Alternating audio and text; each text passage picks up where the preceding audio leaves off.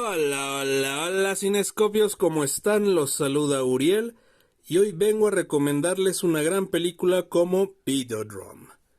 Dirigida por David Cronenberg y llamada por Andy Warhol La Naranja Mecánica de los 80, la historia trata sobre Max Renn, un director ejecutivo de una estación de televisión especializado en el sensacionalismo.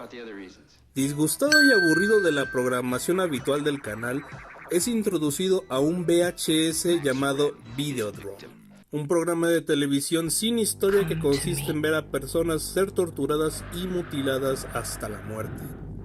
Creyendo que ese es el futuro de la televisión, Max quiere empezar a transmitir el programa en televisión abierta, sin saber que pronto la cinta de video empezará a invadir su cuerpo y a transformar su mente. Una historia que es más vigente que nunca hoy en día por su crítica hacia la televisión como instrumento de alienación humana, solo que ahora esta advertencia se ha extrapolado al internet y a los celulares. Eso también permite muchas lecturas sobre los irresistibles pasajes de fantasía y pesadilla, visiones y brillos pixelados de las pantallas en las que ahora vivimos y a las que tenemos atenuados. Además, el director abre las posibilidades sobre el tratamiento del sadomasoquismo, la influencia adictiva de los medios de entretenimiento y sobre todo el uso de los videos snuff que ahora incluyen el material XXX y la Deep Web como si de un virus infeccioso se tratara. No tema abordar temas como los efectos dañinos de este material XXX, la insensibilización de la conciencia humana o las agendas de los medios que se imponen a la gente a obligarla para moverse en una determinada dirección. Por si esto fuera poco, la música de Howard Shore complementa la atmósfera angustiosa y enrarecida, además de unos efectos prácticos que han envejecido bastante bien y que si me lo permiten, son muy similares a los de La Cosa de John Carpenter. Esto alimenta todavía más la idea de nuestra conexión con la tecnología y la interactividad entre mundos e historias prefabricadas.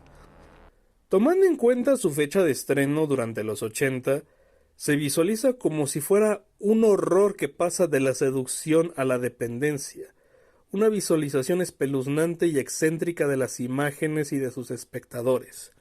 Y por supuesto, la actuación de James Woods, que está perfecta, enfatizando y preocupándonos por todos los efectos por los que pasa nuestro protagonista.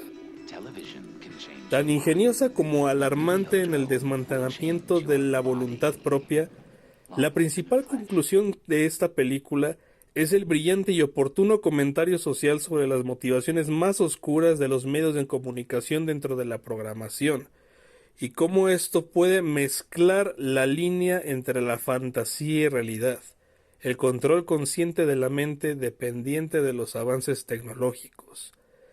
Pero no podemos olvidar que la mente tiene la tentación y el poder de pensar hasta cualquier extremo, que hay que recordar que por muy difícil que sea o por muy tentador que suela ser, al final es muy fácil apagar la televisión.